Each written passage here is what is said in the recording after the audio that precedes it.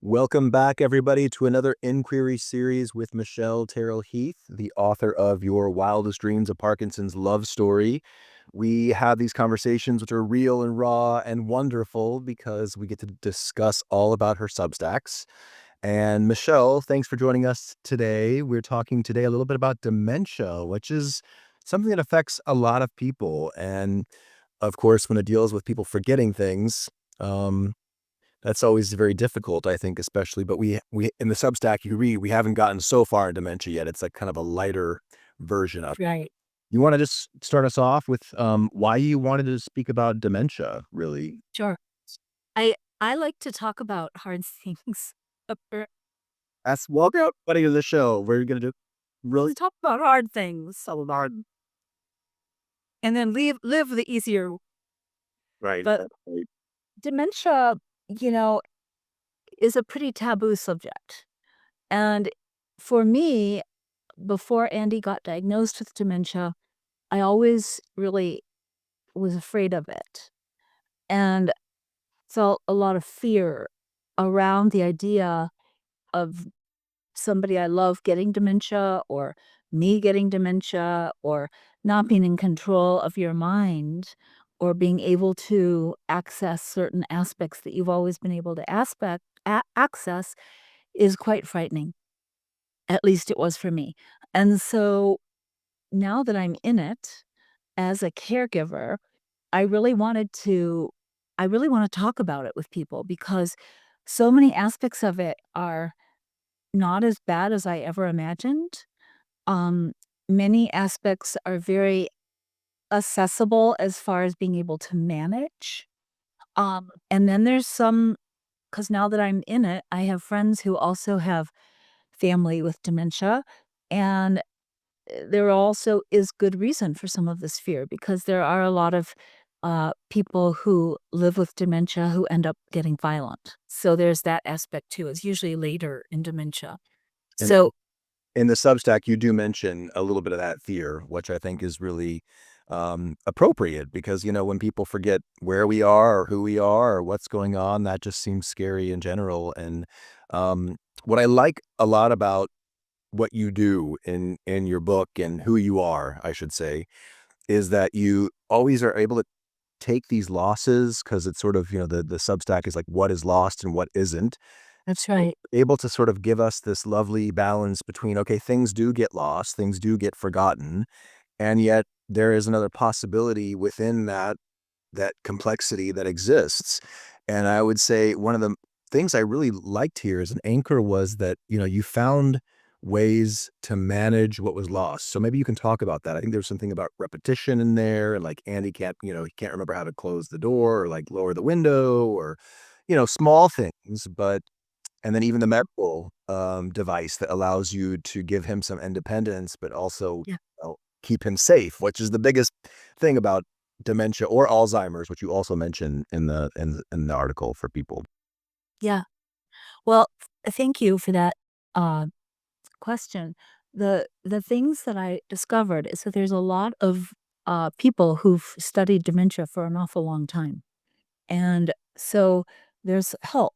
It's not like you're just on your own with somebody who seems crazy. And what I learned from the first man who actually diagnosed Andy and did all the testing is that in Andy's type of dementia, which is not for it's forgetting how to do things. It's not forgetting who people are or past memories. There are strategies, and even for him, because when somebody is starting to have mental cognitive issues, whether it's all the way to the degree of dementia or whether it's mild cognitive uh, problem, um, that person can get very frustrated in their life because they sort of remember not having this be a problem. And but they don't remember how to fix the problem. So, what this, psychotherapist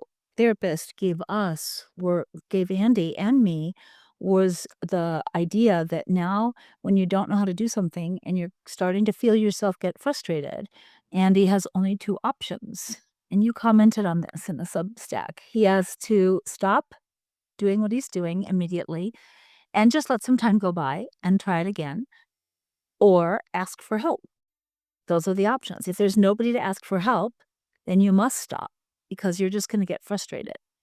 And all of us, I think, have been raised with trial and error as a strategy for living. So we try something. If it doesn't work, we change it a little bit. We try something else. We adapt it a little bit differently here. We try something else. And if we keep failing and failing and failing, eventually we find something that works. And with the type of dementia Andy is living with now, that doesn't work anymore. So I loved that. I love being able to say to Andy, as I see him getting frustrated with something, is wait a minute, you must stop or you must ask for help. Yeah. And both are viable options and really, really work. And then, yes, the medical pendant is a really amazing, um I know my grandmother had one when she didn't have any dementia at all, but she was just elderly, and the same things that happen in dementia happen as we age in that we have losses, and we have options to reframe those losses into being able to do other things, or we can just be sad about having the losses. Um, but I believe that there's a lot to learn from how we as in humanity, how we approach people with dementia. And I believe in the past people go to mental institutions and they just are separated. They're not in society. And we live in a very kind of cool time because people are being uh encouraged even to embrace differences and, I will say one quick story. I was at an art show before Andy had any dementia at all, but he had Parkinson's. And I was selling our welded bronze jewelry at an art show at my booth. And two ladies walked up with t-shirts that said Alzheimer's across the front of them. And I, of course, noticed, but didn't say anything. And the one lady comes up to me after looking at the jewelry and she goes, I have Alzheimer's and I'm volunteering if you'd like a break. I can watch your booth for you. And I was just kind of so taken aback. I was like, um, okay. And then the other lady who had a t-shirt that When they forget that they took all your cash, right? They're like, "Well, I robbed your booth. I remember I took all your money." well, that's all the stereotype of it. Exactly. The other lady then says, I'm her caregiver. And we're trying to do community outreach to help people understand that a lot of people who have Alzheimer's are still able to be valuable resources in our community. And um, so my friend wanted to offer to give all you hardworking artists breaks if you need to run to the restroom or if you need to grab a bite to eat, and I would be here to, help. Well, I was very taken aback, and I said to them, "Wow, uh, that is amazing. Um, however, I'm here my sister's here to help me, my daughter was here, Alana was here to help me." I was like, "I don't really need help, and I don't need a break." And I just said, "But I wanna give you this feedback, is I think it would be better to have let all the artists know, like, in a page or something handed out to us, that this was gonna happen, because I'm not that versed on Alzheimer's, what it means and what it doesn't mean. I don't really know about turning over my booth and my cash register and all this to somebody who is saying that they're mentally not stable. Right. So but if I had known about it and what was really gonna be offered and that there would be then I could have maybe it would have worked out. And I could have told my sister or my daughter that I could use this type of help. So, anyway, long story short, that blew me away. But now where I'm in the situation, with my husband and my loved one having certain, mental incapacities, I see how important it is to get all people, that it's another difference. It's another disability. It's not something where someone has to be locked up and sent away, unless it is. Sometimes it can be that severe, but it often isn't. And if it's going to become that severe, it takes a very long time, often. Well, interesting you mentioned trust because, well, value and trust. I think there are two things in that that I'd like to unpack a bit with you, which is that first of all, we are all dealing with this like mental health crisis since COVID. I think a lot of us realized, okay, yeah, there's not just the physical when people get sick, but actually people have burnout more than ever now. And, there's this whole idea of like, where are we at in our mental space?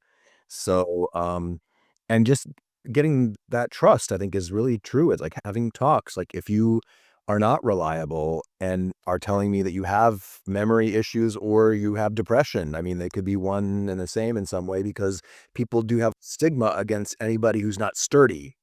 Yep.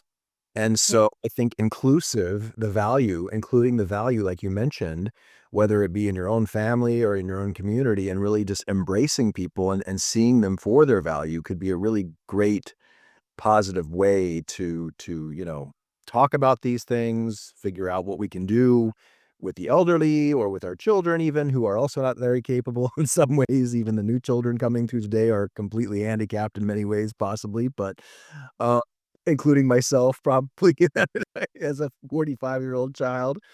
But what I like a lot about what you do is that we going back to that reframe, Mhm. have this ability to show us how you reframe some of these things, you know? So you had this, big fear you mentioned before in the conversation and also in the Substack.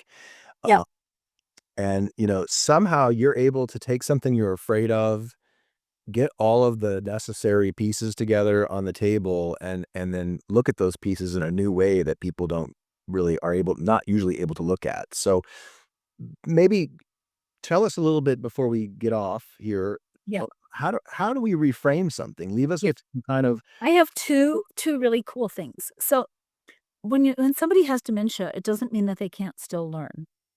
And it only means that their learning is changed. It's different.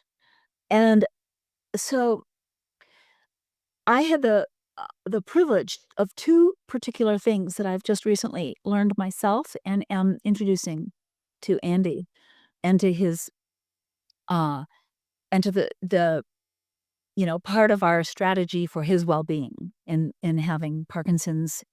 So the first thing is transcendental meditation. It's been introduced to me by a number of friends, and I decided to go for it and do the class with Andy and take it and go for it.